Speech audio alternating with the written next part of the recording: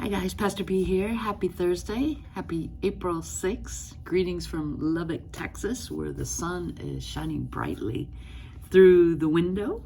And the sun, the S-O-N, shining brightly in my heart. As we're journeying through Holy Week this week, on this particular day of the week, as you see from many posts and many things that are being shared today as Passover is being celebrated, we find that in the scriptures, there are two actions of one awareness and one an action of love. The action of love talks about when Jesus washed the disciples' feet. You'll find that in John 13. It tells us here that the evening meal was in progress, and it says that Judas had already been prompted, had been tempted to betray Jesus. And Jesus knew that this was going to happen, and yet he was trusting God for the details. And so once they had their Passover meal, it says that he got up from the meal, took off his outer clothing, wrapped a towel around his waist, and after that he poured water into a basin and began to wash his disciples' feet, drying them with the towel that was wrapped around him. And he came to Simon Peter, who said to him, "Lord, are you going to wash my feet?" And Jesus replied, "You do not realize now what I am doing, but later you will understand." "No," said Peter, "you will never wash my feet." And Jesus answered, "Unless I wash you, you have no part with me." And then Lord Simon Peter replied, "Not just my feet, but my hands and my head as well." And it goes on to say that Jesus was responding, those who have had a bath need only to wash their feet. Their whole body is clean. And you're clean, though not every one of you. For he knew who was going to betray him. And that was why he said, "Not every one of you are clean." And when they had finished washing their feet, he put on his clothes and he returned to his place. And he says, "Do you understand what I've done for you? This amazing, humble act of love. Do you understand what I've done for you?" He asked them. "You call me teacher and Lord, and rightly so, for that is what I am. Now I, your Lord and teacher, have washed your feet. You also should wash one another's feet. If you've been forgiven, if you've experienced love, you should turn around and give forgiveness. You should turn around and offer love," is what he's saying. "I have set you an example that you should do as I have done for you. Very truly, I tell you, no servant is greater than his master, nor is a messenger greater than the one who sent him. Now that you know these things, you'll be blessed if you do them." There's another passage I want to share with you, and it comes from Matthew 26, beginning in the 17th verse. It says that Jesus was laying out the Passover meal. He knew these acts of love he was pouring out. He knew what had been poured out on him. We talked about yesterday the woman with the alabaster jar who opened that precious oil and spread it on it. Jesus knew where he was headed. And even there, one who he continued to pour out love on would end up being the one who betrays him.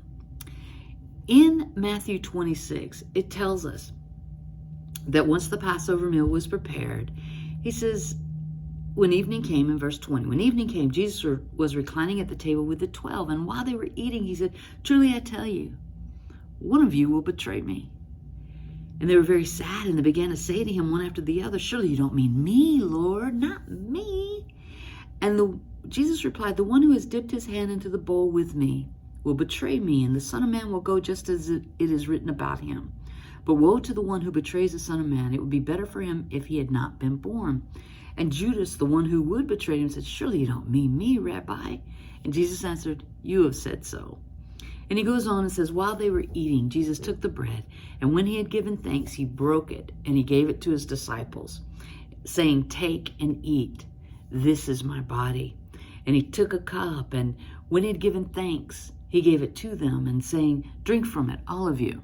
This is my blood of the covenant, which is poured out for many for the forgiveness of sins. I tell you, I will not drink from this fruit of the vine from now until the day when I drink it new with you in my Father's kingdom." And it says, when they had sung a hymn, they went out to the Mount of Olives.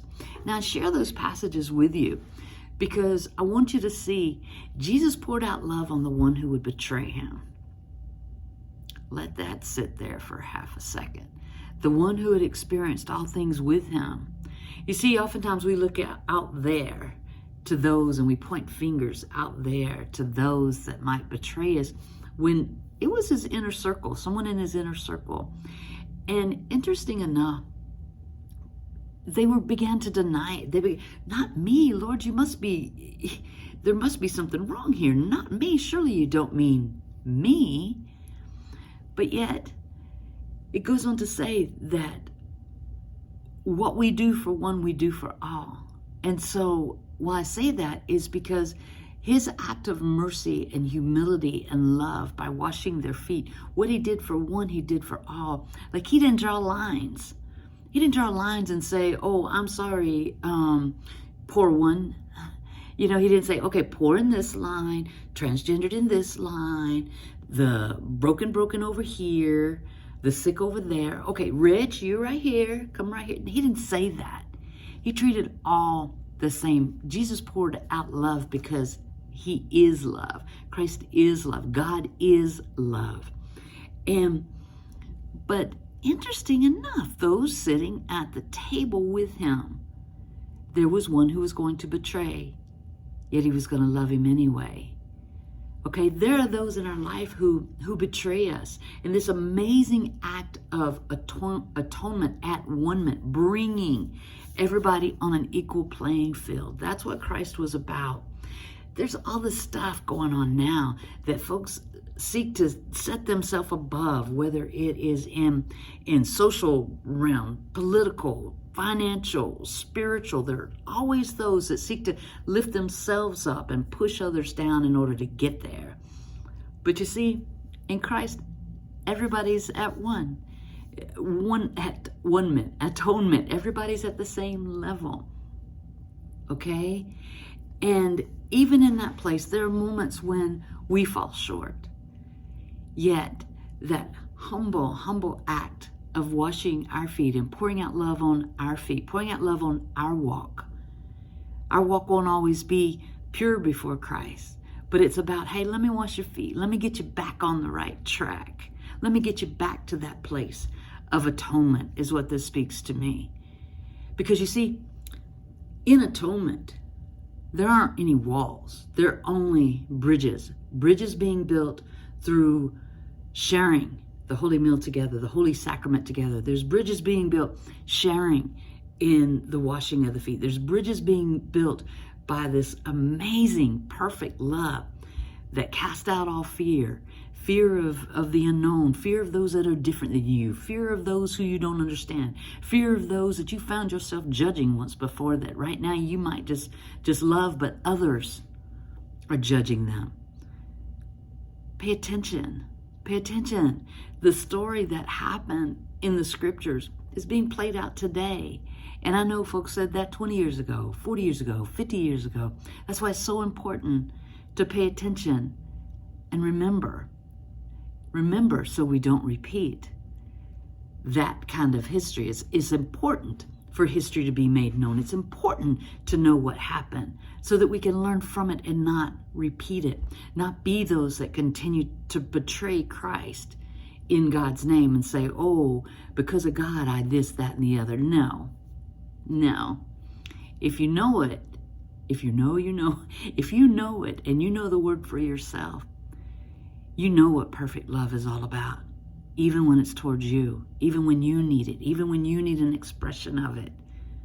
I think it's an amazing thing to me how the word transcends time. And I'm not talking about, any particular form or fashion of the word, but the word, the spoken word, the living word, the loving word that washes over us. Pay attention to it, okay? It will direct you as to what to do, because when those are being lifted up and lifting themselves up, like Christ, in that amazing act of humility, let love be your guide. Let love cast out all fear. Let love step past judgment. Let love be the difference. Let love be the ruler of your heart, of your day. Know tonight that you are loved greatly. And if we were together, we'd be sharing a holy meal, blessings of Christ in the form of the body and the blood in which he poured out for each of us and shed for each of us. Tonight, if we were together, it'd be that place where be washing each other's feet. That should be a daily act where we wash each other's walk, because we all fall short. But know tonight that you are forgiven. Know tonight that atonement, being one with Christ, makes all the difference. Walk in it. Walk in it. Learn more about it. Walk in it. In Christ's name, I ask of these things. I pray that you know and you feel and you taste and you see the amazing love that God has for you. Sweet dreams, my friend. I'll see you tomorrow. Good night.